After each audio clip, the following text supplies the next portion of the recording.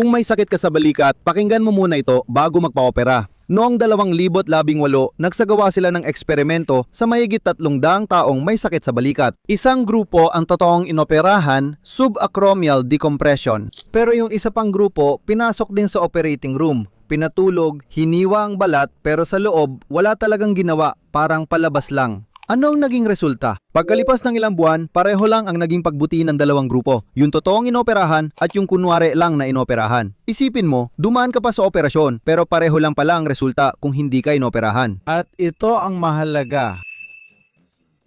Ngayon, madalas nang ginagawa ang operasyon sa balikat kahit hindi ito laging kailangan dahil hindi lang balikat ang may problema. Mas komplikado ang sakit. Bago magpa-opera, mas mainam na gamitin mo muna ang oras at resources sa pagpapalakas, pagpapabuti ng galaw at pagpapatatag ng balikat. At yan mismo ang gusto kong ituro sa iyo sa sekundarya ng balikat.